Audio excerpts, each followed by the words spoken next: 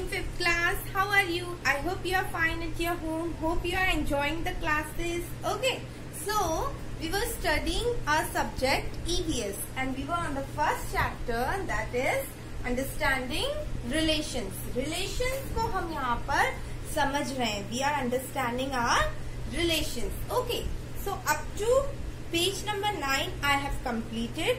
Now today we will read it out, page number 10. This is your page number 10. Okay. So कल मैंने आपको क्या बताया था? रिसेम्बलेंस बताया था, राइट? कि face, eyes, nose, forehead, ear, complexes किससे रिसेम्बल करते हैं? आपके आईज आपकी पापा की तरह दिखती हैं, मम्मी की तरह दिखती हैं. वो मैंने आपको होमवर्क दिया था. I hope you have done this. Okay. Now Jyoti, mother, in my class Preeti writes with her left hand, but her handwriting is very beautiful. She has been also awarded for this. I asked her, why don't you write with your right hand? We all do use our right hand for writing. She said, I do all my work with left hand. I tried to write with my right hand, but I couldn't write. तो ज्योति घर आई और उसने अपनी मम्मा से, जब भी हम कुछ एक्साइटेड होते हैं या हमें कोई नई चीज दिखती है तो हम क्या करते हैं?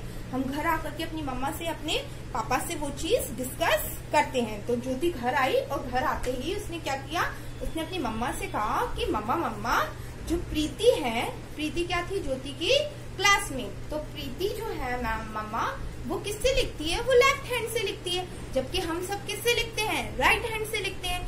तो लेफ्ट हैंड से लिखने के बाद भी उसकी राइटिंग कैसी है? बहुत सुंदर है. तो और उसको इस राइटिंग के लिए क्या मिला है? उसको इस राइटिंग के लिए अवार्ड भी मिला है. तो आई आस्क्ड हर, मतलब ज्योति ने प्रीति से पूछा कि तुम लेफ्ट हैंड से क्यों लिखती हो, राइट हैंड से क्यों नहीं लिखती हो? जबकि हम सब तो क्या यूज करते हैं? हमारा राइट हैंड यूज करते हैं लिखने के लिए. तो उसने रिप्लाई दिया कि मैं तो अपने सारे काम ही किससे करती हूँ?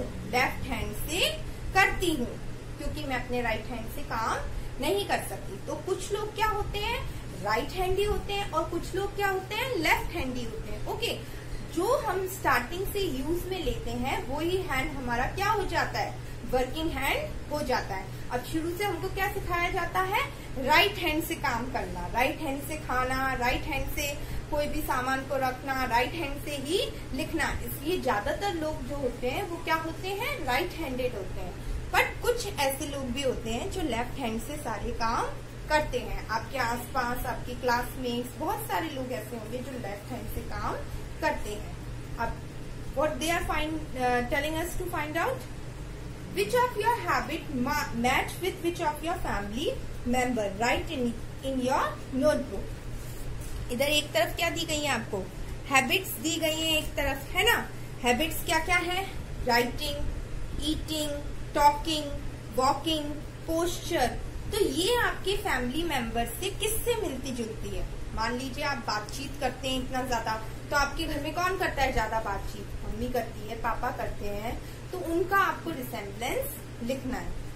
Next, features of children match with the features of their parents, paternal grand parents and maternal grand parents. हम हैं तो हमारे फीचर्स ऑब्वियसली हमारे मम्मी पापा से, या फिर हमारे ग्रैंड पेरेंट्स से, या फिर हमारे नाना नानी से, दादा दादी से, इनसे ही तो मिलेंगे. चाचा चाची से, किसी और से थोड़ी ना मिलेंगे. तो वही वो कह रहे हैं कि जो फीचर्स हमारे होते हैं वो किससे मिलते जुलते होते हैं? हमारे ही घर के लोगों से मिलते जुलते होते हैं. These features are called genetic features. अब ये जो फीचर्स हैं, ये जो मिलते जुलते फीचर्स हैं, जैसे फॉर एग्जाम्पल किसी के अगर दादाजी को डायबिटीज है तो उसके मतलब फिर हमारे पापा में भी वही जीन्स, वही जेनेटिक आ जाती है, तो हमारे पापा को भी डायबिटीज होने के चांसेस होते हैं, राइट? तो ये क्या है? ये हमारी कैरेक्टरिस्टिक्स हैं जो हमारे दादा दादी से या तो हमें मिलते हैं, या हमें हमारे पापा मम्मी से मिलते हैं, या नाना नानी से मिलते हैं. कोई भी फैमिली मेंबर होता है उससे हमारे अंदर ये जीन्स ऑटोमेटिकली आ जाते हैं. तो ये सारे फीचर्स क्या कहलाते हैं? जेनेटिक फीचर्स, जो हमारे पेरेंट्स से हमसे हमारे बच्चों में, जो भी फीचर्स ट्रांसफर होते हैं वो सारे क्या कहलाते हैं, जेनेटिक फीचर्स कहलाते हैं। These features are passed on from generation to generation. Yes, दादा दादी की जनरेशन से पापा मम्मी में आए, पापा मम्मी की जनरेशन से हमारे अंदर आए, हमारी जनरेशन से हमारे आने वाली पीढ़ियों में भी आएंगे। तो ये जनरेशन टू जनरेशन वेरी होते रहते हैं। Children inherited some features from their environment which are not hereditary. कुछ चीजें हम हमारे एनवायरमेंट से भी सीखते हैं, राइट? जैसे गुस्सा करना, है ना, हमारा दोस्त गुस्सा कर रहा है तो हम भी क्या करेंगे, गुस्सा करेंगे। तो ये सारी चीजें हम किससे सीखते हैं, हमारे एनवायरमेंट से सीखते हैं। तो वो एनवायरमेंट से जो हम सीखते हैं वो हेरिडिटी कैरेक्टर्स नहीं होते हैं। ओके, अब क्या बोल रहे हैं वो, यहाँ पे हमें एक पोर्ट्रेट दिया हुआ है, ये किसका है, ये है George John Mendel. George John Mendel, through his work on pea plant, discovered the fundamental laws of inheritance. So he is called the father of genetics. जो ये साइंटिस्ट थे मेंडल, जॉन मेंडल, इन्होंने क्या किया था, इन्होंने एक पी प्लांट मतलब मटर के पौधे पर इन्होंने क्या किया था, एक्सपेरिमेंट किया था। और उस मटर के पौधे पे एक्सपेरिमेंट करके इन्होंने जीन्स का, जेनेटिक का क्या निकाला, हमें बताया कि ये जेनेटिक फीचर्स ऐसे होते हैं। इसलिए इनको क्या कहा गया, इनको कहा गया father of genetics. Father of genetics, Mendel को क्या कहा गया, फादर ऑफ जेनेटिक्स। यहाँ पे एक और है, ये है डॉक्टर हरगोबिंद खुराना। तो डॉक्टर हरगोबिंद खुराना ने क्या किया था, doctor Hargobind Khorana wrote several research papers on determination of new genetic code. For this he was awarded the Nobel Prize. ये जो है ये हमारे इंडिया के हैं। इन्होंने क्या किया था, इन्होंने वेरियस कोड्स दिए थे। जब आप आगे बड़ी क्लासेस में जाएंगे तो आपको आप जब साइंस सब्जेक्ट लेंगे तो आपको समझ में आएगा कि कोड्स क्या होते हैं, जेनेटिक के कोड्स क्या होते हैं। अभी आपको बस इतना ध्यान में रखना है कि जो डॉक्टर हरगोबिंद खुराना है उन्होंने न्यू जेनेटिक कोड्स दिए थे और इसके लिए उनको क्या मिला था, नोबेल प्राइज भी मिला था।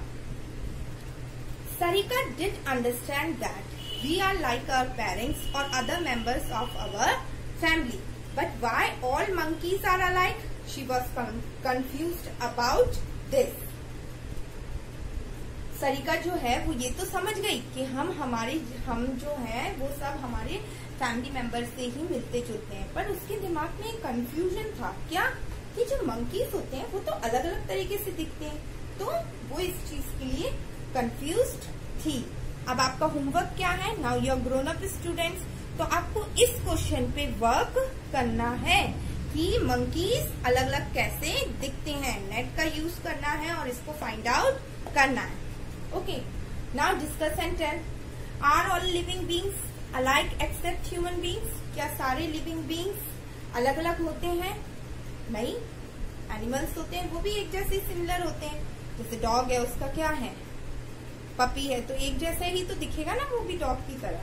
तो सब एक जैसे होते हैं, कुछ एक्सेप्शनल केसेस होते हैं। How does a cow recognise her calf? अपनी जो काउ है वो अपने बछड़े को कैसे पहचान लेती है? दिमाग लगाना है और इसका आंसर खुद ढूंढना है। How does your mother recognise you in a crowd? आपकी मम्मा आपको पूरे क्राउड में कैसे ढूंढ लेती है, वो भी आपको क्या करना है, सोचना है और इसके आंसर आपको खुद लिखने हैं। Of course every living being has certain feature of his parents or forefather, but they are also different due to some other features. Even twins due to some features are different from one another. हम दिखेंगे एक जैसे लेकिन हमारे features तो क्या होंगे, अलग अलग होंगे। जैसे आपके घर में भी भाई बहन होते हैं तो कोई एक्टिव होता है, कोई डल होता है, तो ये क्या हुआ, ये उसका फीचर हुआ। तो हम दिखते जरूर एक जैसे हैं बट हमारे फीचर्स एक दूसरे से अलग अलग होते हैं। Okay, now this is the recall of the chapter. This you have to read it out and you have to understand. Exercise we will do it tomorrow. Thank you children. Hope you enjoyed the classes. We will meet tomorrow.